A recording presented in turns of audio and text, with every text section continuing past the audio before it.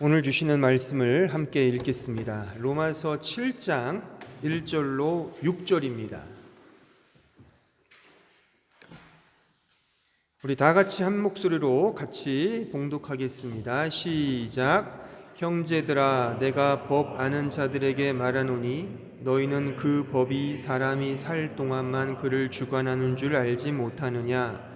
남편 있는 여인이 그 남편 생전에는 법으로 그에게 매인 바 되나 만일 그 남편이 죽으면 남편의 법에서 벗어나느니라. 그러므로 만일 그 남편 생전에 다른 남자에게 가면 음녀라. 그러나 만일 남편이 죽으면 그 법에서 자유롭게 되나니 다른 남자에게 갈지라도 음녀라 되지 아니하느니라. 그러므로 내 형제들아, 너희도 그리스도의 몸으로 말미암아 율법에 대하여 죽임을 당하였으니 이는 다른 이 곧 죽은 자 가운데서 살아나신 이에게 가서 우리가 하나님을 위하여 열매를 맺게 하려 함이라. 우리가 육신에 있을 때에는 율법으로 말미암는 죄의 정욕이 우리 지체 중에 역사하여 우리로 사망을 위하여 열매를 맺게 하였더니 이제는 우리가 얽매였던 것에 대하여 죽었으므로 율법에서 벗어났으니 이러므로 우리가 영의 새로운 것으로 섬길 것이요 율법 조문의 묵은 것으로 아니할지니라. 아멘. 다시 로마서 강해로 돌아왔습니다. 약간의 복습을 좀 해보면 로마서 7장의 핵심적인 내용은 율법과 복음의 관계라 제가 말씀을 드렸죠. 좀 더 부연하면 율법의 기능과 한계를 적시하여 그리스도 예수의 그 복음만을 더 분명하게 밝히고자 하는 그 의도가 바로 이 로마서 7장에 담겨져 있는 주된 내용이다라고 말할 수가 있을 것입니다. 이런 맥락에서 이제 오늘은 특별히 5절과 6절에 관련된 부분을 좀 더 집중해서 생각해 보려고 합니다. 특별히 그 시간에 대한 문제를 좀 고민해 보려고 합니다. 그 크로노스, 그 타임, 시간에 대한 문제를 한번 좀 고민해 보려고 합니다. 자, 이렇게 한번 시작을 해볼게요. 하나님께서 우리에게 구원이라는 선물을 주셨죠. 그것이 복음이죠. 이 복음은 오늘 본문으로 말하면 이제 우리는 율법으로부터 해방되었다는 겁니다. 죄로부터 해방됐다는 것이죠. 그래서 율법은 이미 죽었다는 겁니다. 이제 신자는 죄와 상관이 없는 참된 자유인이 되었다라고 그렇게 말할 수가 있습니다. 자, 그러면 한번 이렇게 물어볼게요. 그럼 여러분들은 신자이니까 여러분들은 과연 이 복음 안에서의 참된 자유를 지금 누리고 계십니까? 죄에 대해서 죽었다는데 왜 우리는 여전히 매일, 매 순간이면 너무 지나친가요? 매일 우리는 죄를 짓잖아요. 큰 죄든 가벼운 죄 따지지 말고 우리는 죄라는 걸 짓지 않습니까? 그렇잖아요. 주님 말씀하시길 사람을 죽이는 것만이 살인죄가 아니라고 했잖아요. 미워해도 살인죄라 그런단 말이에요. 행동으로 간음죄를 범하는 것만이 아니라 음란한 마음만 품어도 간음죄래요. 우리는 얼마나 매 순간 누구를 미워하잖아요. 살인죄죠. 성경으로 보면 이런 일반 세상의 윤리 도덕이 아니라 성경의 원리로 보자면 그렇다는 거죠. 우리 음란한 생각을 하잖아요. 그걸 통해서 우리는 간음죄를 범하고 있는 겁니다. 그러니까 죄와 상관이 없다고 성경은 명시하고 있는데 왜 우리는 여전히 이 죄를 짓냐 말입니다. 왜 자유를 누리기는커녕 이 성경이 말하는 이 약속을 우리의 삶 속에서 경험하지 못하느냐, 바로 그런 질문에 우리는 맞닥뜨리게 된다는 것입니다. 이런 질문의 답을 찾고자 수많은 사람들이 공부하고 연구하고 탐색해서 한 가지 대안을 우리에게 제시했거든요. 그게 말하자면 성화주의입니다. 성화. 그러니까 거룩하게 살기 위해 노력하자 이겁니다. 주님을 닮기 위해 더 노력하자, 이것을 이제 하나의 대안으로 수많은 신학자들과 많은 교회들이 이렇게 가르치고 있어요. 물론 틀린 건 아닙니다만, 그러니까 이런 주장이죠. 이제 구원을 선물로 받았어요. 그러면 이제 내가 해야 될 일이 있는 거예요. 구원을 받았으니까 이제 그 구원에 걸맞게 날마다 나의 죄를 죽이는 거예요. 그래서 이제 매일 거룩하게 살기 위해 끊임없이 노력하는 거예요. 주님을 닮기 위해 날마다 경건 훈련을 하고 노력하고 애쓰는 그런 어떤 우리 편에서의 어떤 삶이 이제 부가적으로 혹은 추가적으로 나올 수밖에 없다는 거죠. 나와야 한다는 겁니다. 근데 이렇게 이런 것을 대안이라고 제시하면 어떻게 되냐면 결국 구원은, 이게 다 구원이니까요. 전체가 다. 이 구원은 내가 이루는 어떤 것이 되어버린다 말입니다. 백보양보에서 칭의, 그러니까 하나님의 은혜로 내가 내 신분이 하나님의 자녀가 되는 것은 그래 전적인 은혜라고 한다면 그걸로는 부족해. 이제 성화를 이루어야 돼. 내가 노력해서, 내가 거룩하게 피땀 흘려서 애써서 주님을 닮아가야 돼. 이렇게 말하는 이분법적으로 양분되는 구원론이 생긴다는 것입니다. 물론 이런 부분에 대한 가르침이나 어떤 교훈이 전혀 터부시 여기거나 필요 없다는 것은 아닙니다만, 엄밀하게 성경으로 말하면 이 성화까지도 하나님의 은혜라는 겁니다. 자, 고린도전서 1장 30절에 가보세요. 제가 여러 번 인용한 말씀인데 한번 보세요. 너희는 하나님으로부터 나서 그리스도 예수 안에 있고 예수는 하나님으로부터 나와서 우리에게, 거기 보세요, 지혜와 의로움과 거룩함과 구원함이 되셨으니 기록된 바 자랑하는 자는 주 안에서 자랑하라. 보세요. 우리의 지혜와 의로움과 칭의죠. 거룩함, 이게 성화잖아요. 거룩함과 구원함이 어디 있다고요? 예수 안에 있답니다. 그러니까 이 말씀으로 좀 둔탁하게 말하자면 모든 우리의 구원은 다 예수 안에 있다는 거예요. 좀 다시 질문해 볼게요. 그러면 이 말씀이 맞다면 우리는 이제 죄를 지으면 안 돼요. 완전하게 거룩하게 돼야 돼요. 왜? 이미 예수를 믿고 있고 그분 안에 연합된 존재가 되었기 때문에 이제 그렇게 돼야 된단 말입니다. 그런데 우리의 실상은 여전히 구원을 받았어도 거룩함을 가졌다 하더라도 여전히 죄를 왜 짓느냐 이겁니다. 이런 말씀을 볼까요? 로마서 5장 1절로 2절에 가보세요. 그러므로 우리가 믿음으로 의롭다 하심을 받았으니 우리 주 예수 그리스도로 말미암아 하나님과 화평을 누리자. 또한 그로 말미암아 우리가 믿음으로 서 있는 이 은혜에 들어감을 얻었으며 하나님의 영광을 바라고 즐거워하느니라. 이게 신자의 현재적 삶이랍니다. 하나님의 영광을 바라고 즐거워하는 삶이랍니다. 성경이 말하는 신자의 실존적 삶이 이거랍니다. 자, 그럼 묻겠습니다.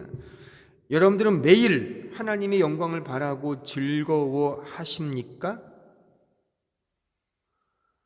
영광이라는 것은 여러분들이 가장 좋아하는 것을 말하는 거예요. 제가 언젠가 말했듯이 하루 24시간 동안 가장 많이 생각하고 가장 많이 행하고 가장 많이 추구하는 게 그것이 여러분들의 글로리아입니다. 영광이 되는 거죠. 그 대상이 하나님 맞으십니까?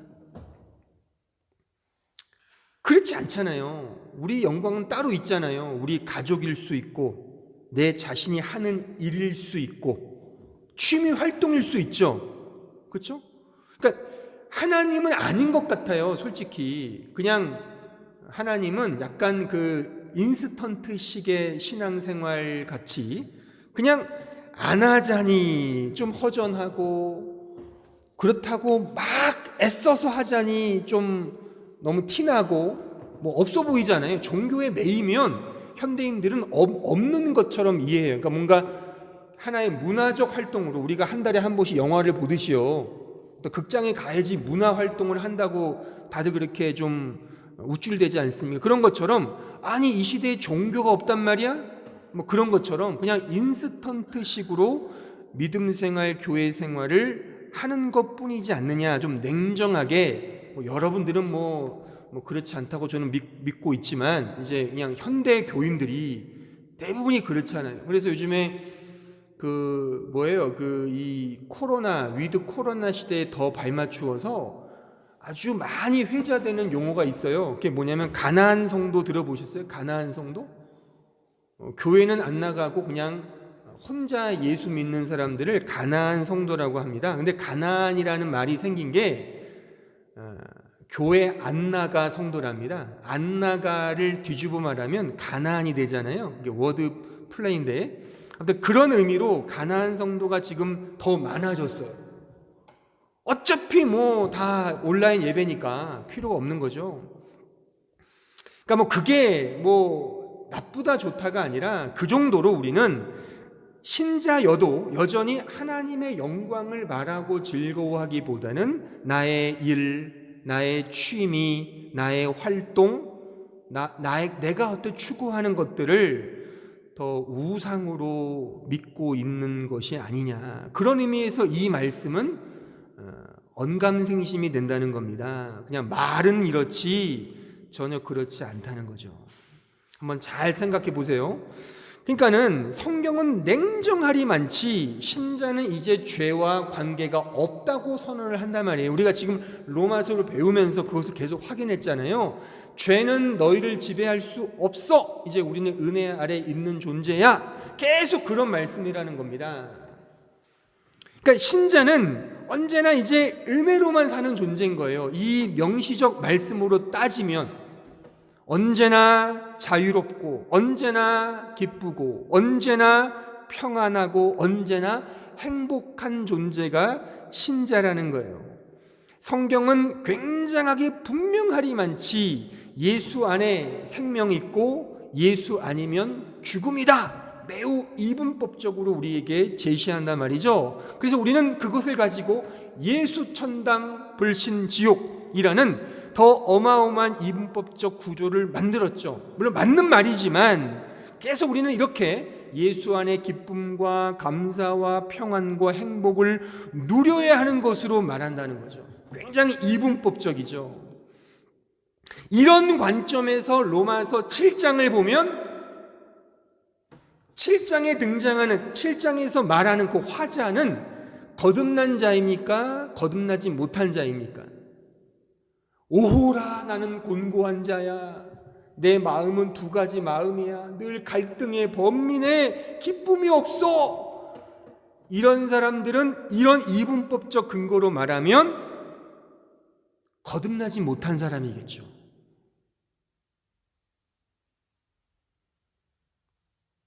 어떻게 예수를 믿는데 기쁨이 없고 행복하지 않을 수가 있어? 이거는 잘못된 걸 거야 라고 말한단 말이에요. 그래서 제가 이 7장을 설교하면서 제가 이런 말씀 드렸잖아요. 이 7장이 어려운 이유는 제가 알기로 한 6대4, 7대3 정도 더 많은 퍼센티지가 이 로마서 7장의 화자는 거듭나지 못한 사람일 거야. 그러니까 사도 바울도 옛날 예수 믿기 전의 상태를 이렇게 회귀하면서 이런 자연인의 이 고백을 이렇게 이야기한 거야 라고 말한단 말이에요.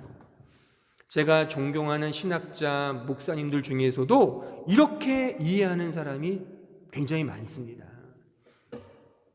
하지만 저는 그렇게 생각하지 않는다는 겁니다.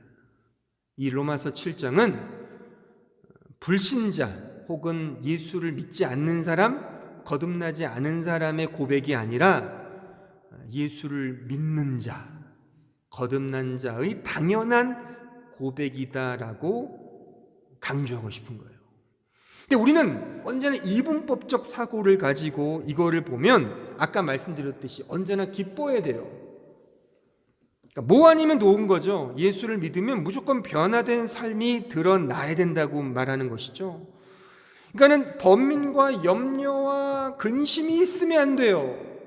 그래서 교회에 와도 언제나 기쁜 척 해야 되고 은혜 받은 척 해야 되고 다 좋은 척 자신을 연출해야 된다고 하는 것이죠. 변화된 삶이 없어도 변화된 사람처럼 그렇게 보여야 한다는 것입니다. 하지만 자신은 분명히 알 겁니다. 이것이 얼마나 자기 기만이고 가식이며 외식이고 눈속임이라고 하는 사실을 알 것입니다. 저는 이것을 율법이라고 말하고 싶어요. 다시 율법으로 가는 겁니다. 예수 믿는 것도 율법이 되고 교회 출석하는 것도 율법이 되고 봉사하고 충성하고 섬기는 모든 것이 다 율법이 된다는 것이죠. 그 옛날 바리새인과 율법학자들이 신도들을 억압하고 착취했죠. 이렇게 너 잘못하면 지옥 가, 너 이렇게 정직하게 못 살면 벌 받아, 이렇게 막 두려움과 어떤 우리 마음, 본연의 마음에 있는 그 어떤 이 무서움을 조장하여 이런 종교심을 유발하는 것이죠. 다 가스라이팅을 하는 거죠. 다 우리를 그렇게 이끄는 억지 춘향처럼 말이죠. 하기 싫은 거 억지로 하게 만드는, 왜요? 다 율법이니까. 그렇게 안 되면 내가 신자라고 하는 이 어떤 정체성을 잃어버리기 때문에 어떤 식으로든 잘 보이려고 한다는 것입니다. 그러니까 이런 문제를 우리는 어떻게 극복해야 되는 것인가? 정말 성경이 이분법적으로 설명하고 있는가? 그렇지 않다는 겁니다. 문제는 이분법적으로 보고 있는 우리 자신에게 있다는 것이죠. 근데 그 중요한 맹점은 우리가 이 시간의 흐름을 너무 지나치리만치 내중심적으로 이해하는 데서 이런 이분법적인 문제가 양산된다고 말할 수가 있는 겁니다. 자, 그런 의미에서 오늘 본문을 한번 보시면 5절을 다시 한번 보시면, 자, 우리가 육신에 있을 때에는 율법으로 말미암는 죄의 정욕이 우리 지체 중에 역사하여 우리로 사망을 위하여 열매를 맺게 하였다. 여기에 세 개의 동사가 등장하거든요. 하나는 있을 때, 헬라어로 에이미 동사예요. 그러니까 비동사입니다. is 동사. 두 번째가 역사하여가 에네르게오인데 영어로는 work예요. 일하다 이거죠. 역사한다. 마지막 세 번째 동사가 열매 맺다인데 이게 카르포포레오란 동사인데 말 그대로 열매를 맺는 거예요. 근데 이 세 가지 동사가 다 과거 시제입니다. 정확히 말하면 앞에 있는 에이미와 에네르게오는 미완료 동사예요. 미완료 동사. 마지막 카르포포레오라는 열매 맺다는 제가 여러 번 말했던 부정과거 시제입니다. 근데 이 미완료 시제라는 건 뭐냐면 과거에 반복적으로 계속적으로 하는 동작을 말하는 거예요. 계속해서 과거에. 그러니까 시제 자체는 과거입니다. 그러니까 예수를 믿지 않는 자, 불신자들은 언제나 사망을 향하여 매일 반복적으로 죽음의 열매를 맺는다는 것을 의미하는 거예요. 이것이 세상의 실존이죠. 그렇지만 6절 보세요. 6절. 이제는, 거기 동그라미를 쳐보세요. 이제는 우리가 얽매였던 것에 대하여 죽었으므로 율법에서 벗어났으니 이러므로 우리가 영의 새로운 것을 섬길 것이요 율법 조문에 묵은 것으로 아니한다. 여기에 이제는, 이제 바뀐 거예요. 특히 헬라어 성경에 보면 여기에 이제는이 헬라어로 눈인데 이것만 쓰인 것이 아니라 사실 눈이 대라는, 이 대라는 접속사가 하나 또 쓰였어요. 이 대는 그러나요. 그러나. 그러니까 이 헬라어로 번역을 해보면 그러나 이제는이 되는 거예요. 그러나 이제는 이제 우리는 그 죽음과 사망으로부터 벗어났어. 완전 바뀐 걸 의미하는 거죠. 이제 그러니까 제가 서론에서 말씀드렸듯이 이제 우리는 죄로부터 죽었어요. 율법이 죽었어요. 더 이상 율법이 우리를 지배하지 못하는 게 맞아요.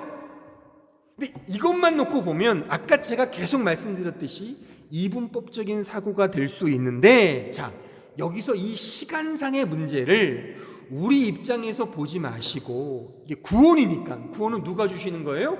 하나님이 주시는 거잖아요. 그러니까 우리 입장에서 그때와 이제를 보지 말고, 그래서 이분법적으로 보지 말고 이것을 이 구원의 주체이시며 구원을 우리에게 주신 그 하나님의 입장에서 보자는 거예요. 하나님의 입장에서. 그렇게 되면 이 모든 문제가 풀리게 된다는 것입니다. 그때와 이제는이라는 이 시간의 개념을 우리 입장에서 보려고 하지 마시고 하나님 입장에서, 하나님의 시선에서 보자는 거예요. 그러면 바른 시간의 개념이 이렇게 될 겁니다. 제가 그 부분을 한번 이렇게 적어봤어요. 성경을 통해 우리가 이해해야 하는 이 시간상의 핵심은 하나님의 우리를 향한 사랑의 의지, 그의 구원 경륜의 입장에서 그 시간을 우리는 보아야 한다는 것입니다. 다시 말해서 하나님의 창세 전 우리를 향한 사랑의 의지가 있으시잖아요. 창세 전에 이미 우리를 택했다 그러잖아요. 창세 전에 여러분들을 사랑하시는 하나님의 의지가 있다는 거예요. 그 하나님의 의지, 좀 고상하게 말하면 구원 경륜, 구원의 계획, 그 구원 경륜의 시선을 가지고 지금 역사 속에서 우리의 구원을 이해한다면, 바라본다면 지금 제가 서론에서 말씀드린 이 모든 난해한 문제들, 실존적인 문제들이 해소된다라고 하는 사실이에요. 이것은 제 말이 아니라 성경이 그렇게 우리에게 말씀하고 있다는 겁니다. 조금 더 부연하자면 우리가 알 수 없는, 그러니까 우리는 다 뭐예요? 시간과 장소와 이런 이 3차원의 세계에 이렇게 함께 살지 않습니까? 근데 이 시간 너머에서 이미 창세 전에 하나님이 우리를 향한 사랑의 의지가 있었잖아요. 그냥 구원을 베푸신 거잖아요. 그 의지에 초점을 맞추자는 거죠. 그러니까 시간 너머에 계시니까 저는 이것을 엑스트라 크로노스라고 명명하고 싶은 거죠. 엑스트라는 뭐예요? 밖에, 엑스트라 크로노스, 시간 밖에 계신 하나님의 그 구원 의지를 말한다는 거죠. 그런 맥락에서, 하지만 그분이 그 시간 밖에 계시면 우리가 알 수가 없잖아요. 근데 그분이 이 시간 안으로 인트로 크로노스, 이 시간 속으로 들어오셨죠. 그래서 우리에게 당신의 뜻을 하나하나 계시해 주시잖아요. 이 세상에 아기 예수로 오셨고 하나하나 말씀으로 들려주셨고 또 그 저자들은 이 글을 써서 남겼고, 이 모든 것이 인트로 크로노스, 이 세상 시간 속으로 하나님의 계시가 펼쳐서 들어온 것이죠. 이런 맥락에서 창세 전 우리를 향한 사랑의 의지이신 그 구원 경륜의 시선에서 지금 이루어지고 있는 이 역사 속에 우리의 구원을 바라보자는 겁니다. 자, 성경의 좀 근거들을 하나하나 제가 설명해 드리면, 자, 에베소서 1장에 가보세요.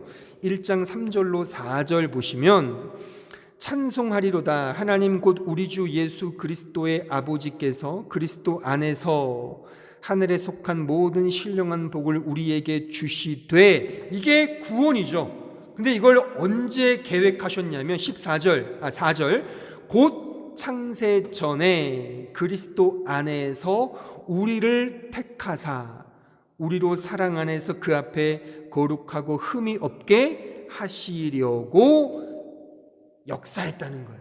이게 창세 전 하나님의 우리를 위한 사랑의 의지라고 저는 표현한 겁니다. 조금 더 이 신학적으로 말하면 이제 구원 경륜이라고 그렇게 표현을 해요.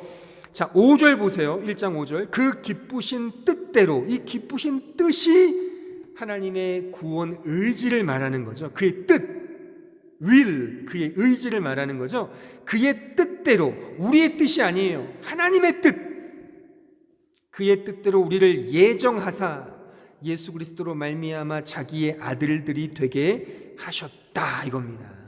그러니까 이런 시간 속에서, 이건 시간 밖의 문제죠. 하지만 이런 개념으로 우리가 성경의 시간을 이해해야 한다는 것입니다. 자, 에베소서 3장 9절에 가보세요. 여기는 두 가지가 다 나와요, 한 번에.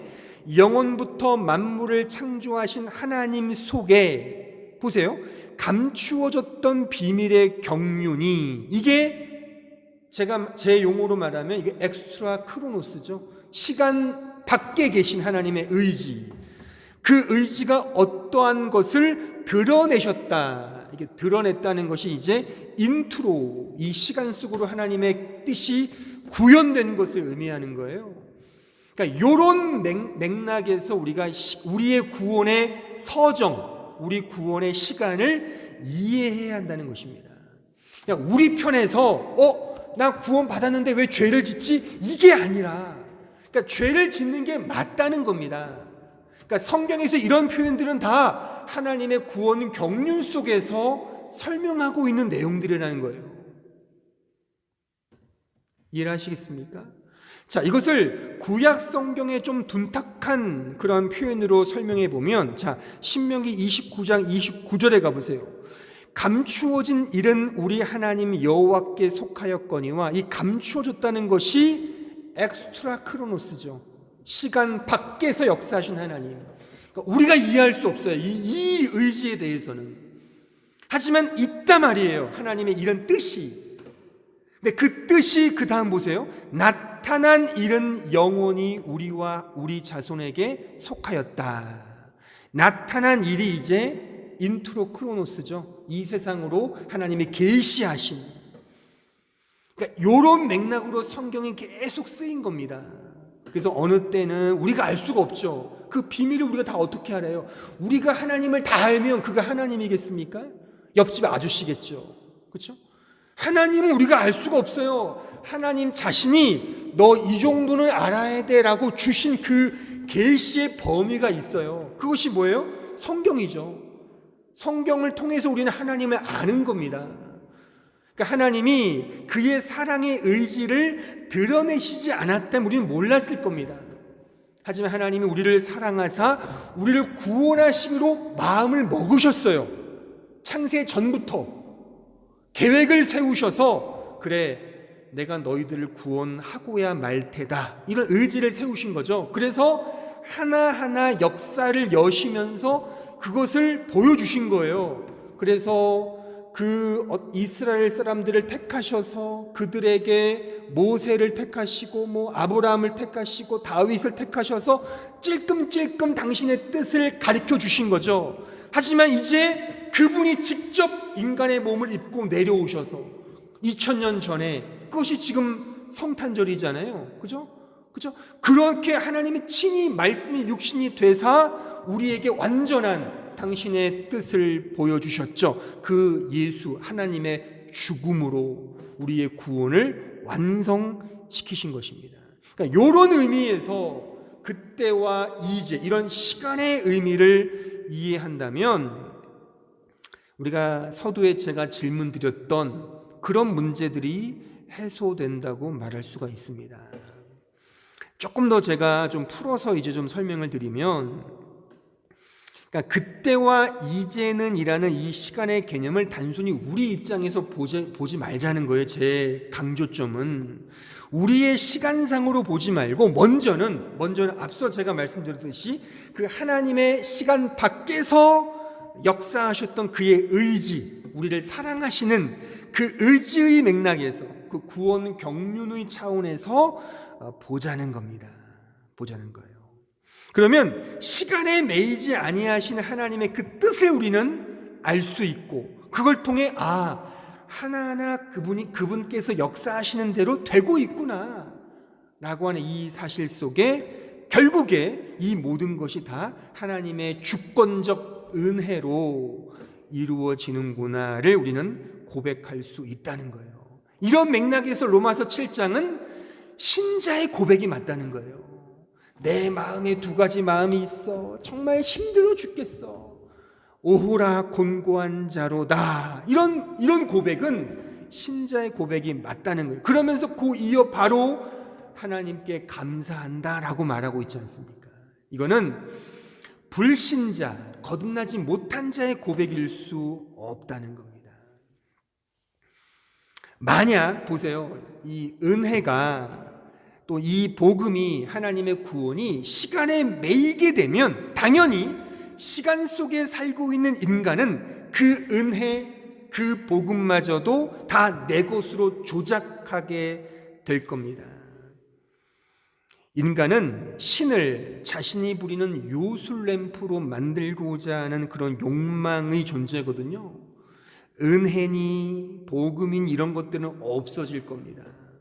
처음부터 끝까지 다 내가 인간이 주도적으로 하는 것으로 이해할 겁니다. 하나님은 그것을 방지하고 오롯이 은혜만이 드러내도록 그런 시간차의 오차를 우리에게 허락하셔서 이런 것을 방편 삼아서 하나님의 온전한 은혜만이 드러나도록 그렇게 역사하신 겁니다.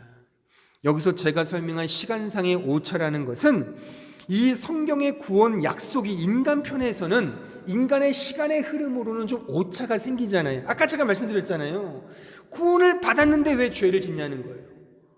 왜 영광으로 살지 못하냐는 거예요. 예수를 믿었는데 하는 모습은 영락없이 예수 믿기 전과 똑같아요. 똑같이 미워하고 똑같이 음란하고 똑같이 세상 사람 하는 불법을 저지르는 것도 기독교 신자란 말이에요. 제가 신자의 불법 저지르는 것을 제가 이렇게 그냥 좋게 변명하자고 이런 말씀 드리는 것이 아니라 이게 우리의 실존이잖아요. 여전히 우리는 죄를 짓는단 말이죠. 그러니까 이런 것을 이 구원을 우리의 시간상으로 이해하면 결코 풀리지 않습니다. 시간의 오차는 하나님께서 당신의 은혜를 드러내기 위한 하나의 방편으로 아까 말했던 이런 맥락 속에서 하나님께서 우리에게 허락하신 구원의 흐름이다라고 우리는 이해해야 하는 것입니다. 이런 맥락에서 보면 시간상의 오차, 우리 편에서의 부정적 요소조차도 다 합력하여 선을 이루시는 하나님의 은혜의 도구들이 된다는 사실이죠. 예를 들면 죄라든가 타락과 정죄, 심판 이런 부정적인 요소들도 그 자체가 하나님의 구원의 역사 속에서 그렇게 꼭 부정적인 것만은 아니다라고 말하는 거예요. 그래서 죄가 더한 곳에 은혜가 더한다는 말이 성립되는 거죠. 그러니까 죄를 짓자가 아니라 우리는 죄를 지어서 주님께 가는 거잖아요. 그러면 하나님 편에서는 죄를 도구화하신 거잖아요. 탕자가 집을 나갔기 때문에 아버지의 사랑을 깨닫잖아요. 집을 안 나간 큰형은 하나님의 사랑을 몰랐단 말이죠. 비유긴 하지만 그 비유 속에서 담겨져 있는 하나님의 구원의 이 흐름, 이 메커니즘은 우리가 상상할 수 없는 그 이상의 무엇임을 우리는 충분히 짐작할 수 있죠. 그러니까 하나님의 사랑은 인간적 사랑이 아니란 말이에요. 그냥 기브 앤 테이크가 아니라는 거예요. 우리가 어떤 일을 행하기 전에, 우리가 어떤 행동을 하기 전에 이미 만세 전부터 하나님께서 택하셔서 작정하시사 창세 전에 이 하나님의 사랑의 의지를 세우시고 그 세우신 것을 이제 역사 속에서 하나하나 시간 속에서 펼쳐내신 거라는 거예요. 그 펼쳐내심 속에 우리 편에서는 이해가 안 되죠. 그 이해가 안 되는 그 시간의 오차를 제가 오늘 설명드리는 거예요. 이 모든 내용들을 통해 결국에 하나님의 은혜구나, 다 은혜구나라고 하는 사실로 우리를 가게끔 하시는, 그래서 우리는 오직 나는 자랑할 거 없어요, 오직 하나님의 은혜입니다라고 가게 만드신다는 겁니다. 이렇게 변화된 것도 다 하나님의 은혜다 이거죠. 그래서 그때를 강조하든 이때를 강조하든 진정한 신자는 오직 하나님의 은혜만을 드러내게 된다는 겁니다. 한번 잘 생각해 보세요. 한번 그 살인자를 생각해 보세요. 제가 이렇게 고민하다가 어떻게 쉽게 말할 수 있는 예가 없을까 고민하면서 제가 이런 예를 하나 생각해 봤어요. 한번 살인자를 생각해 보세요. 1급 살인자. 그래서 교도소에 이제 무기징역, 사형수 생각해 보세요. 근데 그런 사람은 자타공인 죄인 중에 괴수겠죠. 근데 그가 교도소에서 주님을 만났어요. 하나님의 사랑을 깨닫고 은혜를 입었어요. 그러면 그 사형수는 자신의 자신됨을 어떻게 이해할까요? 자기가 믿었기 때문에 용서받고 구원 얻었어 라고 생각하면 앞뒤가 안 맞죠. 이 사람은 과거에 자기는 살인자였어요. 근데 예수를 만났어요. 그럼 그 과거의 모든 내용들, 그가 갖고 있는 모든 과거의 강조점은 다 은혜구나. 지금 나의 나 된 것은 내가 노력한 게 아무것도 없어. 다 하나님의 은혜야. 나는 과거에 소위 개쓰레기였어. 하지만 지금은 내 마음이 천사 같아. 나는 천사처럼 죄를 죽였어. 열심히 도덕적으로 살기 위해 막 허벅지에 바늘로 꽂으면서 음란한 생각 안 하고 살인 미워하는 거 안 해. 이렇게 고백할까요? 내가 이렇게 된 것은 하나님의 은혜야. 대표적인 사람이 사도 바울이지 않습니까? 그는 기독교인을 죽였던 살인자예요. 우리 식으로 보면 말이죠. 근데 그가 다메섹에서 주님 만난 이후에 그는 평생 그 어떤 죄인 중에 괴수라고 하는 딱지를 그 자신만큼은 가지면서 살았어요. 그가 열심히 살았지만 그는 평생 이 고백을 달고 살았죠. 나의 나 된 것은 하나님의 은혜야. 이거를 말한다는 겁니다. 다른 각도로 보자면 이제 이런 극단적인 사형수가 아니라 이제 그냥 과거에는 그다지 드러낼 게 없어요. 그냥 예수 믿는 가정에 태어나서 그냥저냥 믿음 생활해서 신자가 됐어요. 지금 예수를 믿는다고 고백을 해요. 소위 모태신앙자이죠. 뚜렷하게 내세울 만한 경험은 없어요. 과거에 그냥 열심히도 아니죠. 그냥 교회만 왔다 갔다 하는 시계추처럼 왔다 갔다. 아무런 그냥 그런 경험도 없어요. 하지만 현재 신앙생활은 해요. 그러니까 그에게 강조점이 현재겠죠. 이제는 여전히 미지근한 신앙생활을 하는 거죠. 그러니까 그게 갈등이겠죠. 번민이겠죠. 하지만 들은 것은 있어서 무슨 그런 상황을 극복하기 위해 어떤 훈련을 받는다느니 뚜레스 디아스를 참가해서 뭔가 성령의 충만을 받는다느니 영성 훈련을 해서 들은 건 많지만 다 그때뿐이에요. 그것이 꼭 자기 마음에 큰 영향을 끼치는 것 같지는 않아요. 뚜렷한 변화가 없어요. 예수는 믿긴 믿는데 여전히 성경의 약속을 믿지만 성경의 이 약속이 자기에게 드러나는 것 같지 않아요. 성령 충만 그게 뭐지? 알 듯 모를 듯 그런 거죠. 그냥 구원의 표징이 현재 자기네 시간 속에 드러나지 않아요. 이게 대부분의 모태신앙자들의 문제가 아니겠습니까? 딱히 결단도 없고 그냥 목사님이 하라는 대로 그냥 아빠 엄마가 하라는 대로만 하는 거죠. 뚜렷한 신앙의 소견도 없고 말이죠. 그래서 갈등하는 거죠. 내가 신자 맞아? 때로는 의심도 할 수 있죠. 내가 진짜 복음을 믿는 걸까? 마치 로마서 7장에 등장하는 사람처럼 말이죠. 그런데 자기의 시간 속에서 보면 그럴 수 있죠.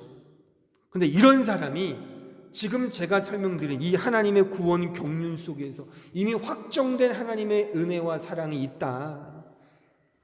이걸 진정으로 깨닫는다면, 진짜 깨닫는다면 이것이 자기의 삶의 회피라든가 어떤 열심히 살지 못하는 것에 대한 도망감이 아니라 진짜 이 하나님의 구원 경륜을 깨닫는다면, 이 은혜를 알게 되면 진짜 참된 자유를 누리지 않겠습니까?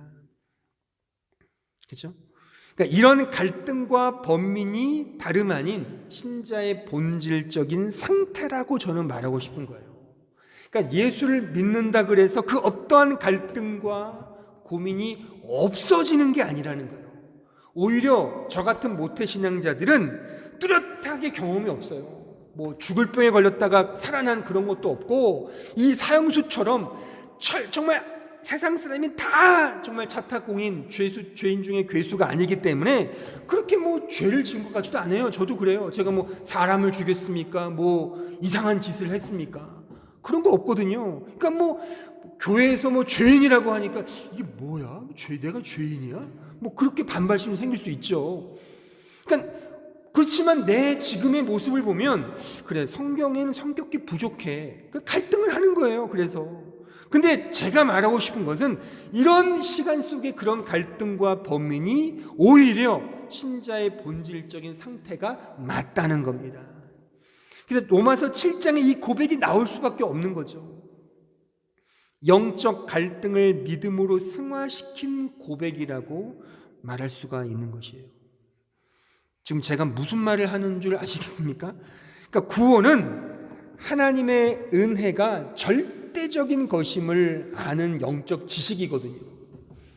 그러니까는 사형수든지 아니면 그냥 저냥 모태신앙으로 신앙을 생활을 하든지 간에 결국에 하나님은 우리에게 이런 구원의 서정을 남겨놓으셨어요. 뭐냐면 너 내 은혜 아니면 너 안 돼, 이거 말이죠. 그러니까 사형수는 그것을 과거의 죄를 지으면서 깨달은 것이고, 우리같이 그냥 저냥 살아가는 사람들은 이제 이런 진리를 깨달으면서 내가 이해하지 못하는 하나님이 창세 전부터 나의 모든 삶을 주관하시고 이렇게 은혜로 이끄시는구나.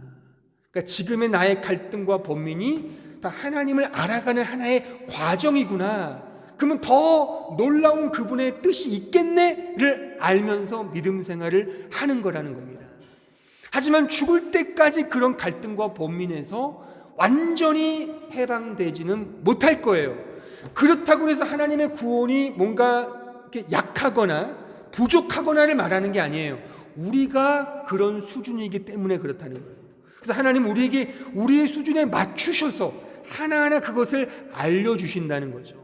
이런 설교나 이런 예배나 여러분들이 당하는 모든 삶의 문제들이 이런 것들을 하나하나 배우고 알아가는 하나의 과정으로 하나님께서 만세 전에 이미 정하셔서 하나하나 여시는 그런 우리의 인생이라고 하는 사실입니다. 야고보서 3장 13절에 가보세요. 너희 중에 지혜와 총명이 있는 자가 누구냐? 그는 선행으로 말미암아 지혜의 온유함으로 그 행함을 보일지니라. 그러나 너희 마음속에 독한 시기와 다툼이 있으면 자랑하지 말라. 진리를 거슬러 거짓말하지 말라. 이러한 지혜는 위로부터 내려온 것이 아니요 땅 위의 것이요 정욕의 것이요 귀신의 것이니 시기와 다툼이 있는 곳에는 혼란과 모든 악한 일이 있음이라. 17절 오직 위로부터 난 지혜는 첫째 성결하고 다음에 화평하고 관용하고 양순하며 긍휼과 선한 열매가 가득하고 편견과 거짓이 없나니 화평하게 하는 자들은 화평으로 심어 의의 열매를 거두느니라. 잘 보세요.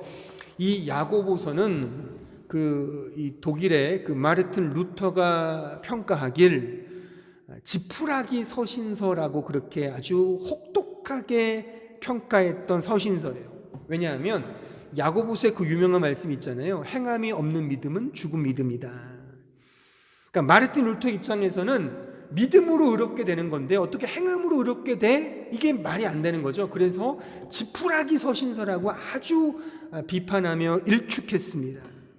뭐 그가 그렇게 말한 이유와 근거가 있겠지만 다 차치하고 이 말 자체, 이 지푸라기 서신서라는 그의 냉혹한 평가만으로 보자면 마르틴 루터조차도 사실 야고보서를 제대로 이해하지 못했다고 말할 수 있겠죠. 야고보서는 결코 로마서와 대조적인 말씀이 아니에요. 다 하나를 설명하는 거예요. 그게 뭐냐면 넓게 보면 은혜의 복음을 말하는 것이고 작게 보아도 위로부터 주어진 지혜를 설명하는 거예요. 지금 읽은 이 말씀이 야고보서 전체를 꿰뚫는 매우 중요한 어떤 핵심적인 키워드라고 말할 수 있어요. 그러니까 야고보가 행함을 강조한다고 해서 이 세상의 행위를 말하는 게 아니에요. 예수 없는 사랑, 예수 없는 선행을 말하는 게 아니에요. 성경은 일관됩니다. 예수를 믿지 않으면 세상 사람들이 선행을 베풀고 사랑하는 그 사랑과 선행으로 지옥 가거든요. 하나님 없이 행하는 건 다 죄거든요. 일관됩니다. 야고보서가 말하는 행함은 세상에서 여타 모두가 하는 그런 행함 말하는 것이 아니라 17절 다시 보세요. 17절 오직 위로부터 난 지혜를 통해 소위 착하게 사는 겁니다. 이 세상에서 살아가는 모든 착함은 그 위에 나오죠. 15절 보세요. 이러한 지혜는 이 세상의 지혜를 말하는 거예요. 이 세상의 지혜는 위로부터 내려온 것이 아니요 땅 위의 것이요 정욕의 것이요 귀신의 것이다. 오직 위로부터 난 지혜를 가진 자만이 참된 행위를 할 수 있다는 야고보의 설명입니다. 그러니까 이 사람도 믿음, 즉 예수를 믿어야 한다는 사실을 강조하는 베이직 위에서 이제 신자의 삶을 강조하다 보니까 이렇게 말한 거죠. 결코 게겐타이라는 서신서가 아니라는 사실을 우리는 꼭 기억을 해야 돼요. 이런 의미에서 성경 전체는 하나님의 은혜를 말하고 있다는 것입니다. 로마서만 유독 은혜를 말하는 게 아니라 성경 어디를 봐도 하나님의 주권적 은혜를 설명하고 있다는 거예요. 그런데 그 은혜를 우리가 이해하는 한도 내에 가져오기 위해서는 시간과 장소가 필요하죠. 과거와 현재와 미래 소망이 이렇게 이어져야 한단 말이죠. 그런 의미에서 저자들이 하나님의 영감을 받아 성경을 쓰긴 했어요.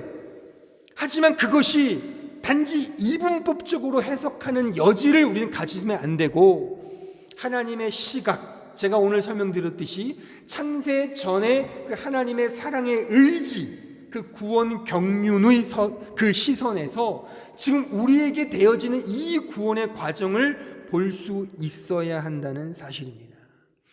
이 부분을 7장 설교하면서 계속 제가 설명해 드릴 거예요. 이것을 우리가 제대로 이해하지 못하면 로마서 7장을 허투루 이해하게 됩니다.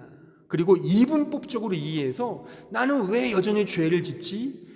왜 기독교 신자가 됐는데 저렇게 막 개망난 짓하고 막 사회 지탄을 받는 거야? 물론 그래서는 안 되지만 그럴 수밖에 없는 실존적인 문제들을 우리는 이 성경의 복음의 이 관점을 통해서 진정한 의미를 우리는 가질 수가 있다는 것입니다. 우리가 사는 시간이 전부가 아니라는 사실을 꼭 기억했으면 좋겠어요.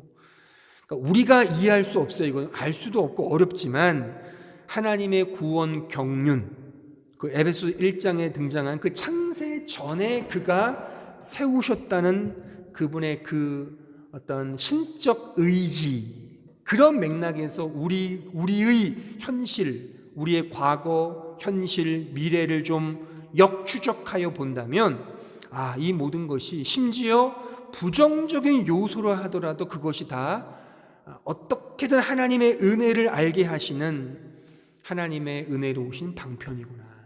그래서 성경에 보면 왜 사랑하시는 이스라엘 백성들에게 왜 환난을 주셨을까요? 왜 막대기와 왜 그런 이방 족속의 종노릇을 하게 했냐고요? 아니 하나님이 택하신 백성들에게 저 바벨론 포로로 잡혀가게 했어요.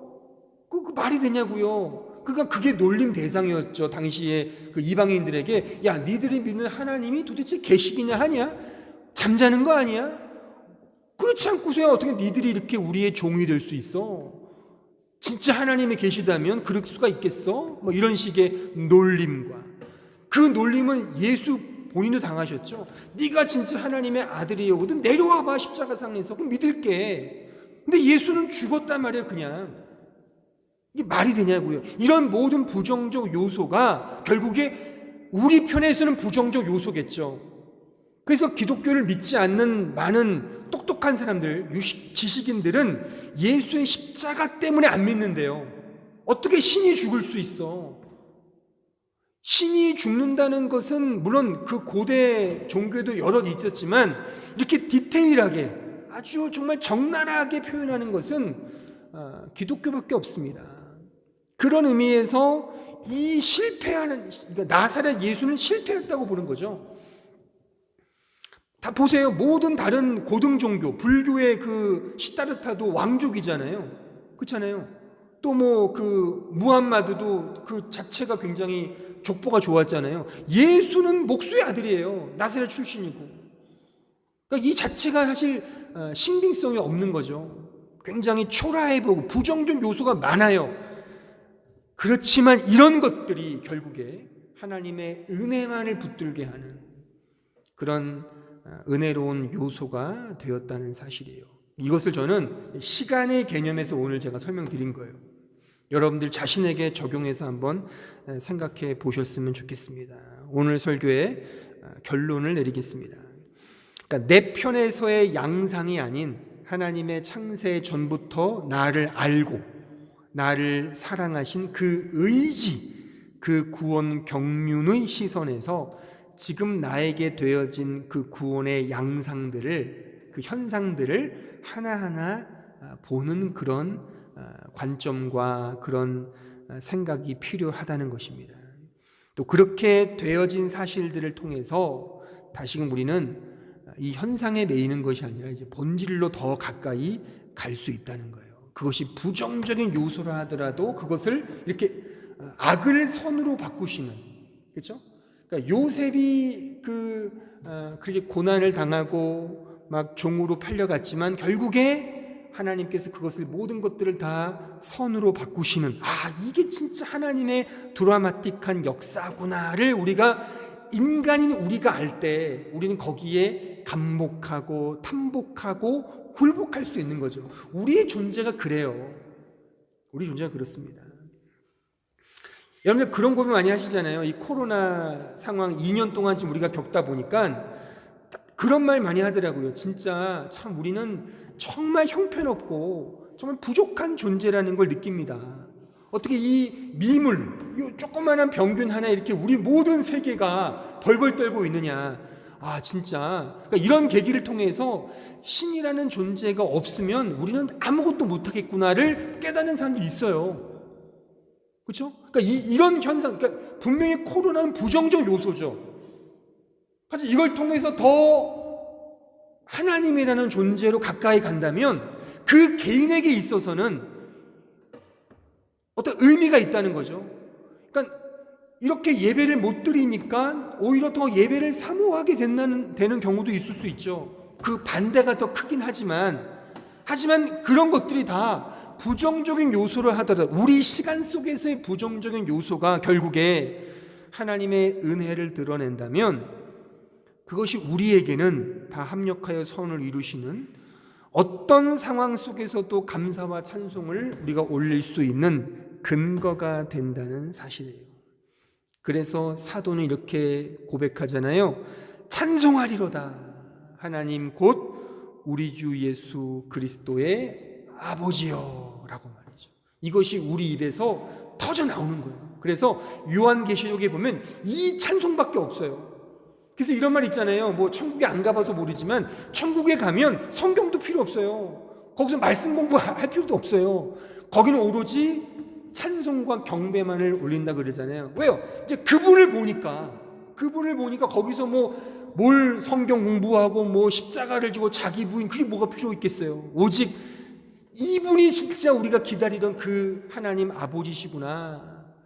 그분을 찬송하는 그 찬송의 그 드라마틱한 내용이 요한계시록에 기록되어 있어요. 한번 읽어보세요. 거기에 어린 양의 피로 된 그 그리스도를 찬송하는 엄청나고 찬란한 노래가 기록되어 있는 거예요. 그것이 우리의 마지막 때에 되어질 모습이라는 것입니다.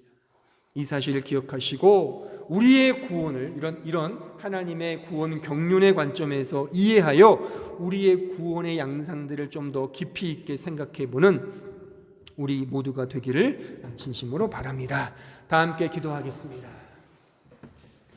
우리 말씀을 생각하시면서 우리의 현실이 어떠하든 하나님은 살아계시고 우리를 창세 전부터 사랑의 의지로 그렇게 계획하시고 경륜하셔서 지금 하나하나 우리에게 펼쳐 보이셨습니다.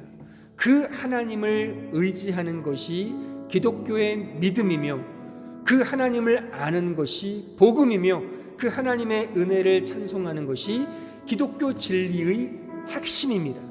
이 은혜에 감사하며 시간 기도하세요. 어떠한 모습이든지 어떠한 갈등이든지 어떠한 염려와 근심이든지 하나님의 주권 아래 있음을 믿으며 모든 것에 모든 것 되신 하나님을 의지하며 담대하게 믿음으로 나아가는 참된 신자 되게 해달라고 다 함께 합심하여 통성으로 기도하겠습니다. 은혜로우신 아버지 하나님 감사합니다. 이 시간의 말씀을 통하여 우리의 좁은 시선이 아니라 우리의 시간상의 과거, 현재, 미래가 아니라 창세전에 우리를 사랑하신 하나님의 의지와 그 하나님의 구원 경륜에 근거하여 과거, 그때와 현재, 지금과 미래의 소망을 내다볼 수 있는 그런 믿음의 종들 될 수 있도록 인도하여 주옵소서. 지금의 현실이 우리가 정말 도저히 납득되지 않고 받아들일 수 없다 할지라도 하나님의 놀라우신 뜻과 의지 속에 되어진 사실을 기억하며 믿음으로 찬송하며 믿음으로 나아가는 주의 백성들 될 수 있도록 하나님께서 함께해 주시고 인도해 주시며 역사하여 주시옵소서. 오직 하나님 한 분만을 찬송합니다. 영광 받아 주시옵소서. 예수님의 이름으로 기도하옵나이다. 아멘.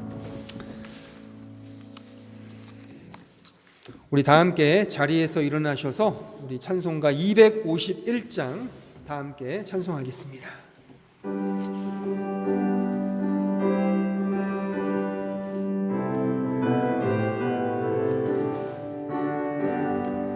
놀랍다 주님의 그 은혜 우리의 죄를 속하시려 갈보리 십자가 위에서 어린 양 보혈을 흘렸네. 주의 은혜 우리의 죄를 다 씻었네. 주의 은혜 우리의 죄를 다 씻었네. 죄악은 성난 파도같이 우리 영혼을 위협하나 헤아릴 수 없는 주 은혜 십자가에서 보이셨네. 주의 은혜 우리의 죄를 다 씻었네. 주의 은혜 우리의 죄를 다 씻었네. 죄악에 물든 영혼들을 주께서 피로 씻으시네. 지금도 흐르는 그 피 눈보다 더 이계시 주의 은혜 우리의 죄를 다 씻었네. 주의 은혜 우리의 죄를 다 씻었네. 피할 수 없는 그 은혜를 믿는 자에게 거저주네. 형제여 주 앞에 나와서 더 지체 말고 곧 믿으라. 주의 은혜 우리의 죄를 다 씻었네. 주의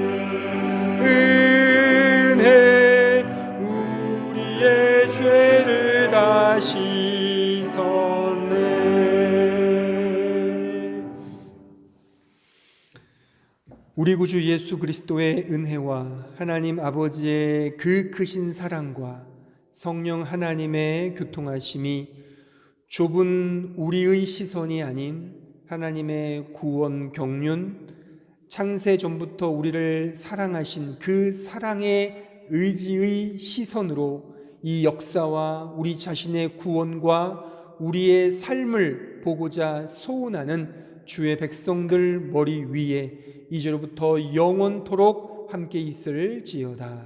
아멘.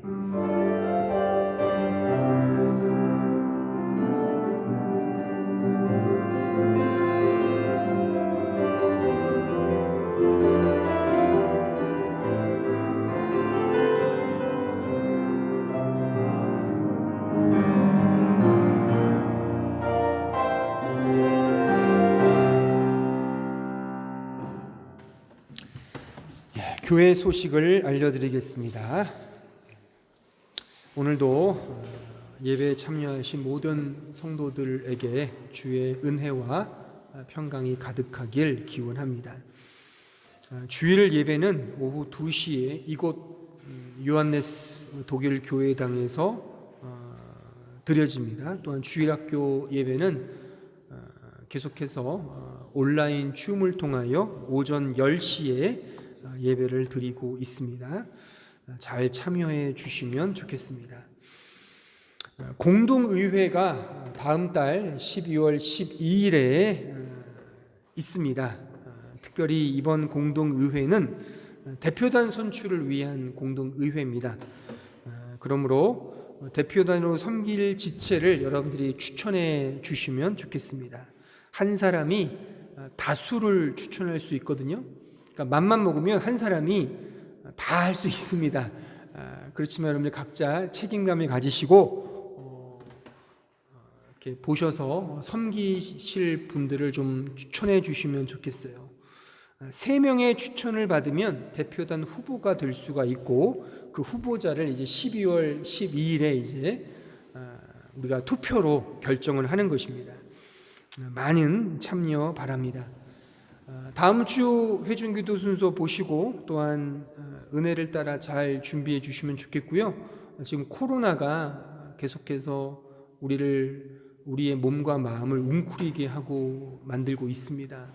아무쪼록 건강 유의하시고 또 기도하시면서 또 더욱더 우리가 믿음으로 이 모든 것들을 이기고 더 주님을 향해 나아갈 수 있는 그런 계기로 잘 만드는 우리 모든 믿음의 백성들이 되었으면 좋겠습니다. 감사합니다.